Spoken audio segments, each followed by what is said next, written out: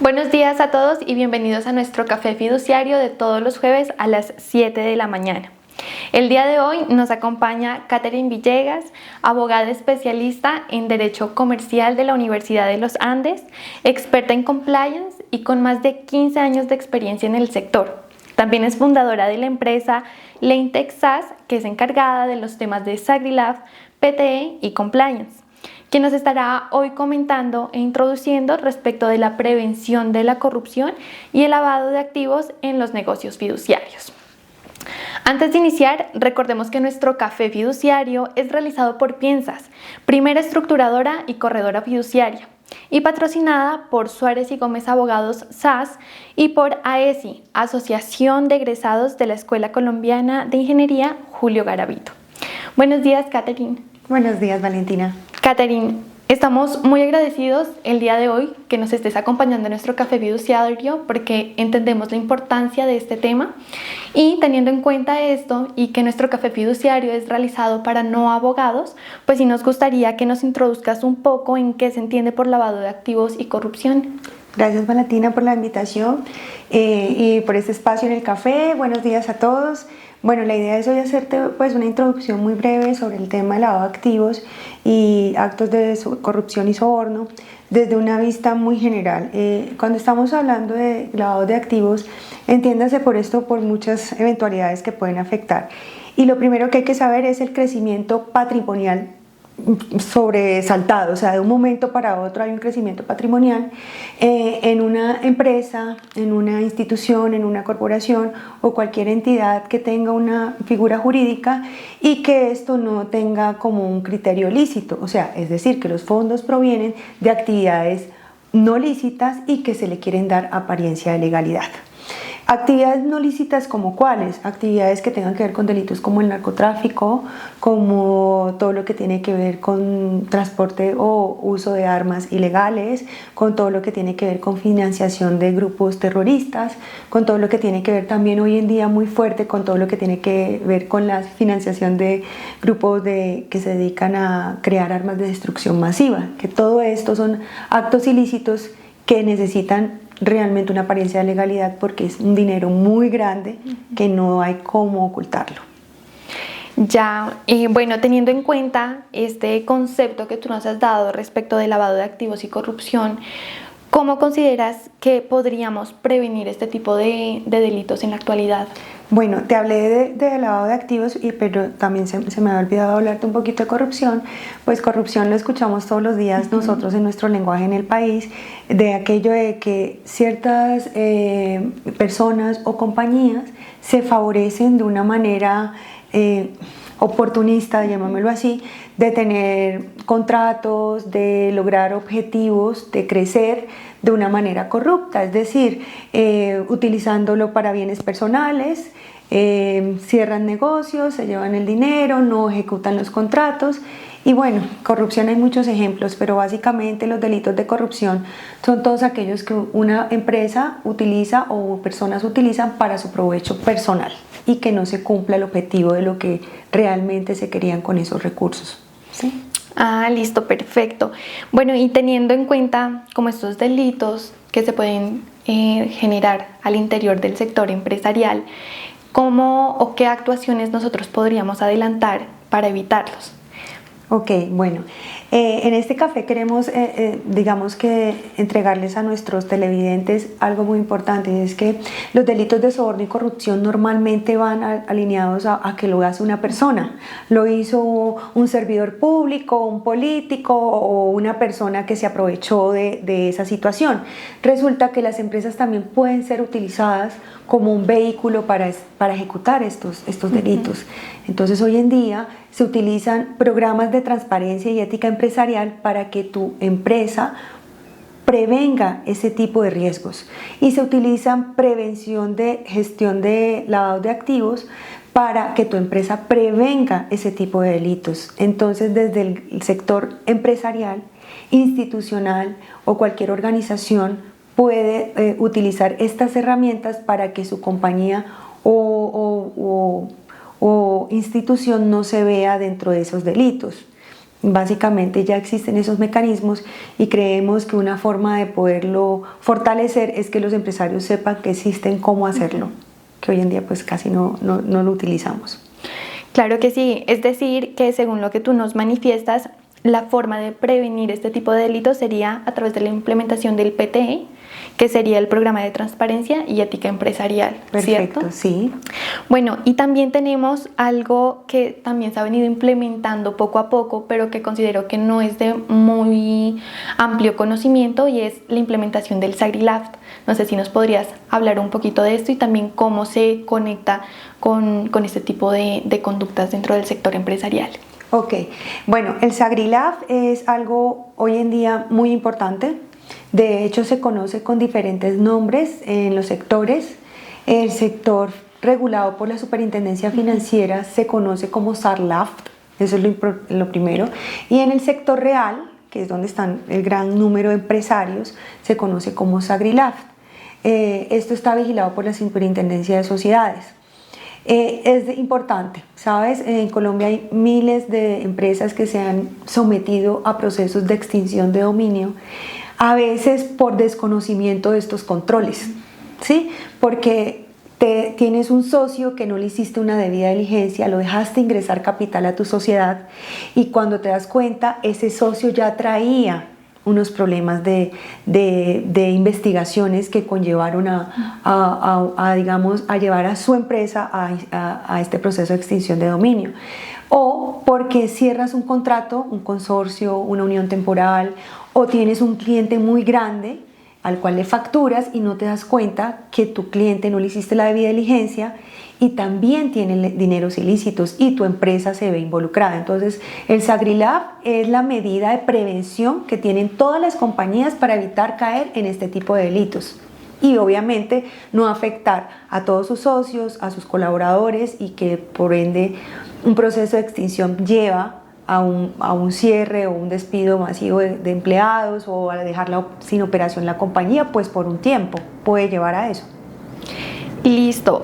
Teniendo en cuenta esta implementación de políticas, por así llamarlo, ¿le podrías comentar quiénes o cuáles serían los sujetos obligados respecto de esto? Bueno, los sujetos obligados en Colombia es de verdad una gama muy amplia que de pronto en este café no te los puedo resumir, pero importante tener en cuenta. Hoy en día Colombia tiene regulación para todos los sectores, o sea, todos los sectores en Colombia, con ánimo de lucro, sin ánimo de lucro, y las entidades, obviamente desde el gobierno, tienen la obligación de tener los programas de ética, de transparencia ética empresarial y los programas de prevención del lavado de activos. ¿Cómo haces para saber si estás dentro de esos sujetos obligados? Varios requisitos. Uno, mirar tus activos, tu patrimonio. Hay unos topes de 30.000 salarios, de 40.000 salarios, pero también hay unos topes de 5.000 salarios, de 3.000 salarios. ¿De qué depende? De qué te dedicas, o sea, cuál es tu nicho de negocio, cuál es tu mercado y cuál es tu sector. También depende de la actividad que desarrollas, si son actividades muy especiales como por ejemplo la minería, el sector energético, todo lo que tiene que ver con comercialización de minerales, de piedras, son sectores puntuales, sector inmobiliario, el sector constructor. Todos estos sectores tienen obligaciones, pero aplica dependiendo pues sus activos y su patrimonio. Ya, y en la medida de la implementación y esta obligatoriedad de estas políticas, ¿cuál sería el régimen de medidas mínimas o en qué consistiría este régimen? Bueno, el régimen serían dos puntos importantes. Régimen de medidas mínimas lo establecen las mismas circulares emitidas por las superintendencias y es los requisitos mínimos que deben tener ciertos mercados. El sector farmacéutico, por ejemplo, si estás dentro de ese sector y estás empezando, tienes un régimen de medidas mínimas, al igual que el inmobiliario y el constructor. Pero en el sector, digamos ya un poco más fuerte, si ya tienes unos activos más fuertes, los regímenes son un poco más completos. Esto lo que quiere la circular es empezar a generar una cultura dentro del sector empresarial de integridad y transparencia. Esto al final tiene un trasfondo. Esta regulación, creo en mi criterio profesional, que es de las mejores regulaciones que tiene Colombia, porque esto permite darle a los empresarios una seguridad, no solamente de conocerte, sino seguridad jurídica, de saber quién eres, con quién te estás tratando, que seas una empresa que gozas de buena reputación, que tienes unos buenos estados financieros, que tienes unas buenas prácticas de prevención a los delitos, o sea que no estás involucrados en delitos ilícitos. Es básicamente eso. Listo. Al inicio de esta charla comentábamos que también tenías amplia experiencia en lo que tiene que ver con compliance. ¿Le podemos contar a los que hoy nos están viendo en qué consiste esto, cuáles son los beneficios y bueno, las demás actuaciones que se pueden realizar a través de esto? Claro que sí. Bueno, cuando nos hablan de compliance, traducimos literalmente la palabra cumplimiento. Entonces, cada empresario me dice, doctora, ¿pero cumplimiento de qué? Entonces yo les tengo que contestar, depende. Si usted está en el sector farmacéutico, usted tiene unas reglas que cumplir, unos permisos que sacar, unos criterios de sanidad, de laboratorios, de importación, exportación de insumos o de su producto. También depende de otros criterios, si usted comercializa, si no comercializa. Si usted es constructor, pues depende. Si usted es constructor, tiene otra regulación que tiene que cumplir. Si usted es constructor de obra civil, muy seguramente tiene que sacar permisos, licencias ambientales. Todo esto para decirte que compliance traduce cumplimiento de las reglas que tu empresa debe cumplir. Y a eso súmale cumplimiento de reglas que todas las empresas debemos cumplir, de integridad, de transparencia, de confianza, de no permitir que tu empresa sea utilizada para delitos de soborno, no utilizar a tu empresa para delitos de corrupción, de lavado de dinero. Básicamente de eso se trata compliance. Y cuando tú le dices al mercado, mi empresa tiene una gestión compliance, nosotros gestionamos nuestros riesgos, hace que tu empresa sea un poco más competitiva frente a tu propio mercado, a una empresa que no tiene control, por ejemplo, y no cumple las reglas. En estos casos que nos estás comentando, Catherine, ¿cuál sería para ti la importancia de implementar estos programas y qué impacto tienen las partes, por ejemplo, que conforman negocios fiduciarios? Bueno, la importancia y el impacto bastante fuerte. En los negocios fiduciarios básicamente nacen con la estructura de un proyecto.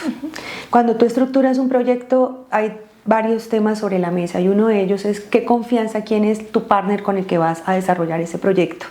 Y digamos que se encuentran las partes, la fiducia, el fideicomitente o el estructurador, el beneficiario, y esas partes quieren una confianza. Entonces dentro de ese relacionamiento, el compliance y la parte de tener integrado todos sus programas de prevención de riesgo de delitos permite que las partes puedan conocerse. Que tu empresa no vaya a manchar mi reputación ni que mi empresa vaya a manchar tu reputación. Entonces el impacto es alto reputacionalmente. Nosotros como consumidores vamos a empresas que tenemos criterios de que son empresas responsables en todos los sentidos, y en los negocios fiduciarios pasa igual. El proceso de debida diligencia, que te den la información financiera correcta, que te den realmente el estado de operación de la compañía, que no tengan sanciones ocultas, investigaciones ocultas o procesos sancionatorios en curso. Entonces sí es importante desde ese punto de la estructura de los negocios fiduciarios, el impacto pues sería mucho de confianza, reputación. Y hace unos días vi un café de ustedes que hablaba de la sostenibilidad. Entonces ahí es otro de los criterios. Resulta que ya existen estándares para uno certificar una compañía en sostenibilidad, y dentro de los criterios que utilizan los estándares te dicen, bueno, tienes que cumplir con criterios ambientales, criterios de gerencia de la compañía, cómo está estructurada tu gobierno corporativo, cómo está estructurada tu lucha contra los delitos de corrupción y soborno. Entonces, para que las compañías sean sostenibles, es importante tener implementado la autogestión de riesgo de soborno, corrupción y lavado de activos, porque si tu empresa cae en uno de esos siniestros, pues tu empresa ya no podrá ser sostenible, y es más, no podría operar igual. Ya, y teniendo en cuenta esto que nos estás comentando en estos momentos respecto de sostenibilidad y de la importancia de implementar este tipo de políticas, ¿cómo podríamos también implementarla en la parte de inversión extranjera y en los fondos de capitales privados? Bueno, en la parte de inversión extranjera es importante tener en cuenta que el compliance nace en países como Estados Unidos, porque pues ellos, desafortunado o afortunadamente para ellos, son de los países que más crisis de escándalos han tenido a nivel financiero, a nivel inmobiliario, a nivel asegurador. Entonces ellos son los que más manejan prácticas de prevención de delitos fuerte. También el Reino Unido. Entonces, ¿qué pasa? Colombia, desafortunadamente, de acuerdo al índice de transparencia internacional, no estamos en una buena posición. Digamos que como riesgo país no brindamos una seguridad jurídica. Entonces, ¿qué inversionista va a querer venir si no tiene seguridad física, si no tiene seguridad económica, si no tiene seguridad de que va a sacar o va a rentabilizar el negocio que quiere invertir? Entonces, aquí es cuando es importante el compliance, ¿sabes? Nosotros tenemos empresas muy buenas, tenemos empresas industriales muy buenas y hay inversionistas que les gusta lo que se hace en Colombia, pero el inversionista necesita seguridad, y para tener esa seguridad es decirle, mire, mi empresa es limpia, mi empresa tiene todos los riesgos controlados, y aunque estamos en un país de riesgo un poco inestable, yo como empresario le puedo mostrar mis buenas prácticas. Y es ahí cuando yo creo que la inversión extranjera, cuando te hacen solo en los formularios, te preguntan información general de la compañía y te preguntan, ¿tienes un sistema de prevención de lavado de activos? ¿Has estado envuelto en una sanción de corrupción? Esas preguntas ya te las hacen más de lo que tú consideras. Entonces ahí es importante para la inversión. Y en los fondos de capitales privados, es importante porque lo mismo, estamos tratando con capital privado, que aunque está regulado y está, digamos, vigilado y controlado, pues en esa práctica también se debe desarrollar todos los procesos de debida diligencia, conocer a quién le estamos captando el dinero, por qué lo están haciendo, cuál es el objetivo, de dónde provienen los recursos, y al final todo esto se envuelve en una nube que yo llamo una nube de prima ética. Entonces, pues aprovecho y te cuento, cuando yo empecé esto en el 2018, hablar de prima ética, integridad y de transparencia, uno encuentra que te dicen, ay, pero eso es filosofía, eso aquí no pasa. Sí. Y hoy que se está haciendo realidad, es para mí muy emocionante hablarlo, que las empresas se preocupan por su prima ética, es decir, lo que yo no voy a gastar en coimas, lo que yo no voy a gastar en pagarle a alguien para que me ayude a llegar al éxito de un negocio, lo invierto en la prevención de mi cultura para demostrarle al mundo que yo puedo lograr el negocio de una manera transparente. Bueno, teniendo en cuenta lo que nos acabas de mencionar y de la importancia que trae consigo la implementación de estas políticas, y que nos estás comentando que ya el sector empresarial ha tomado conciencia de esto, pues para finalizar nos gustaría que les des la invitación a aquellos sectores que todavía no han ingresado o no han implementado estas políticas, para que les contemos cuáles serían los beneficios de ingresar y tener esta asesoría. Ok, bueno, los invito a que desde nosotros podamos hacerte un diagnóstico, verificar que si estás dentro de los sujetos obligados o no, y tengas el parte de tranquilidad de que no te va a llegar el ente regulador a tu oficina a someter una sanción a tu empresa por no estar dentro del cumplimiento. Es decir, verifica que sí te toca o no, y si te toca, con mucho gusto nosotros te asesoramos desde acá. La idea es que estés dentro de los requisitos que exige la norma para que tu empresa esté dentro del cumplimiento. Es importante tu pregunta porque las empresas obligadas de presentar el programa de transparencia de SagriLab deben presentar unos informes, y esos informes se deben presentar al igual que los informes de estados financieros ante la superintendencia en unas fechas específicas. Entonces, el solo hecho de presentar este informe ya es una obligación que tienen las empresas obligadas, y es ahí saber si estás dentro de esa empresa o no. Y si no estás obligada, también la norma te dice que lo puedes hacer de manera voluntaria, porque cualquier empresario pues está pensando en crecer, y si quieres crecer puedes implementar tus controles desde tu emprendimiento. No, muchísimas gracias, Catherine. Es un tema muy importante, la prevención de la corrupción y el lavado de activos, sobre todo en negocios fiduciarios y en general para el sector empresarial. Te agradecemos mucho haber compartido tu experiencia y tu conocimiento respecto de este tema. Y bueno, con esto nosotros nos despedimos de nuestro café fiduciario y esperamos encontrarnos el próximo jueves a las 7 de la mañana. Gracias a ti.